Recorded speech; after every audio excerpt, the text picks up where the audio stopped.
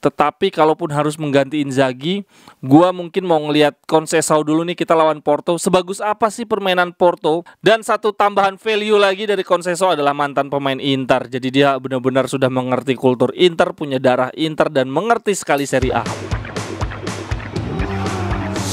Cerewetan ceking kita, nyerewetin apa aja.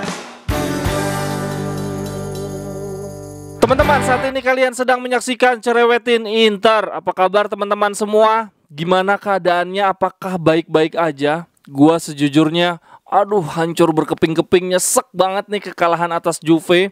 Ngebuat timeline gua, Twitter gua isinya anak-anak Juve. Nge-share momen dimana Kostic ngelewatin Barella.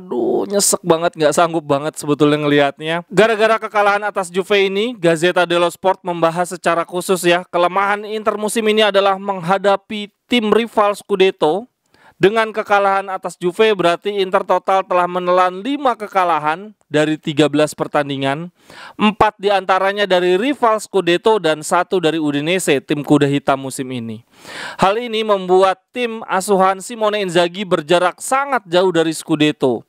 Sebelum break World Cup Piala Dunia, Inter akan menghadapi Bologna lalu Atalanta. Pertandingan antara rival Scudetto akan kembali terjadi. Dan setelah Piala Dunia, Inter langsung menghadapi Napoli. Kita lihat seberapa buruk Inter menghadapi tim besar. Apakah akan terjadi kekalahan ke-6 dan ke-7 untuk Simone Inzaghi? Beritanya. Untungnya ya teman-teman, di hari Selasa ya kemarin ada sedikit hiburan dari hasil undian Liga Champions. Kita bertemu Porto.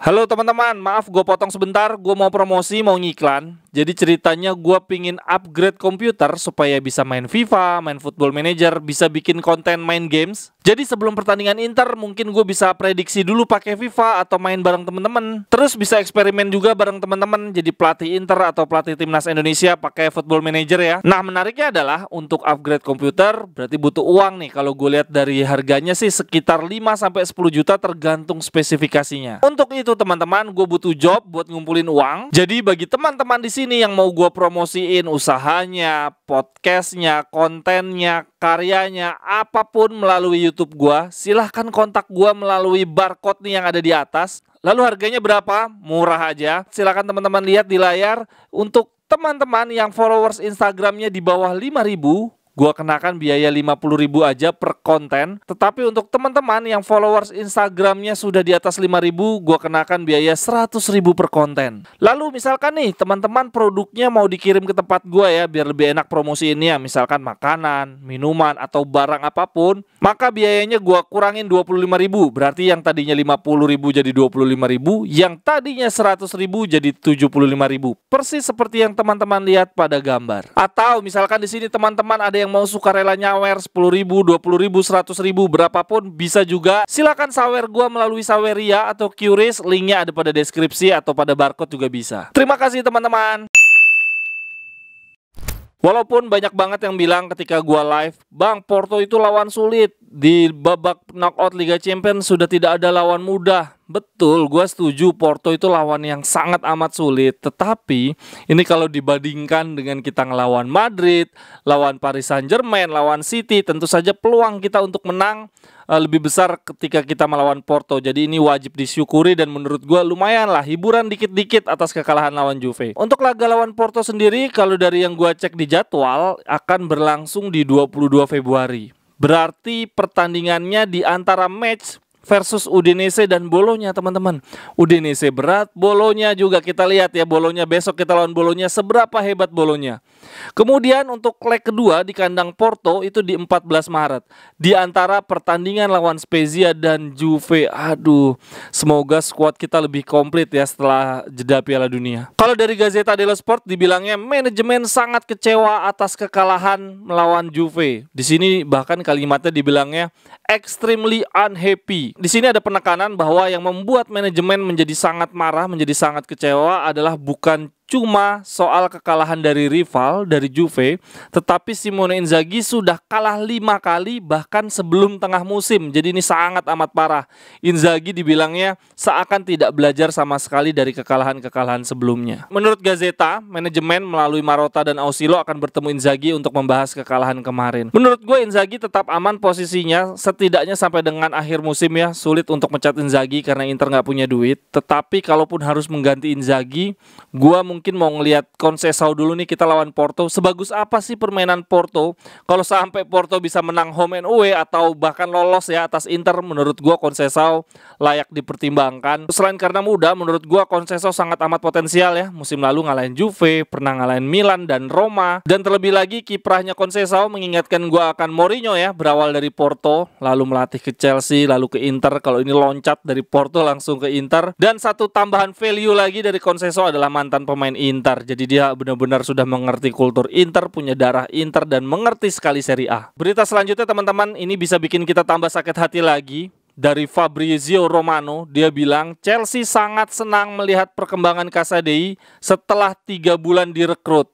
Katanya selama Piala Dunia nanti Casadei akan berlatih bersama timnas senior. Aduh, ada-ada aja kita ngasih Casadei dan Casadei berhasil di Chelsea, sementara Chelsea minjemin kita Lukaku dan Ambiar. Lalu ada berita dari timnas Argentina. Sangat amat mengejutkan, Korea dipanggil untuk Piala Dunia. Sejujurnya gue nggak begitu senang sih, karena ini bisa membuat Korea jadi bermalas-malasan. Dia merasa cukup bermain seadanya dan toh tetap dipanggil di timnas Argentina. Ini luar biasa banget loh, Korea ngalahin Giovanni Simeone yang sangat on fire bersama Napoli, nyetak gol di Liga Champions juga. Tapi di satu sisi gue tetap berharap Korea tampil baik di Piala Dunia supaya harganya naik ya. Syukur-syukur bisa dijual di Januari nanti. Tapi ya teman-teman, ini Korea kalau dilihat dari sisi statistik ternyata cukup menarik ya. Gua sejujurnya termasuk orang yang sebel banget sama Korea, berharap Korea dijual, menilai Korea bermain di bawah standar, tidak seperti musim lalu. Tapi kalau dari sisi statistik, nih statistik tuh nggak bisa bohong ya, angka-angka nggak pernah bisa bohong. Ternyata Korea musim ini jauh lebih baik dibandingkan musim lalu.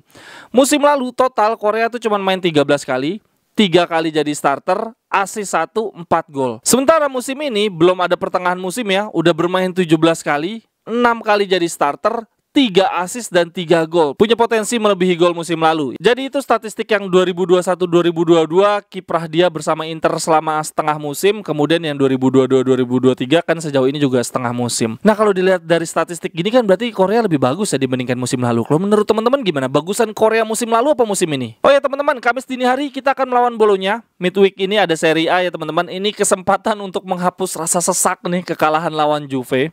Semoga menang, gak boleh lagi ada seri, apalagi kalah sih seharusnya si Inzaghi. Terlebih di midweek ini rival-rival kita lawannya gampang-gampang semua nih. Milan cuma ketemu Cremonese peringkat 18.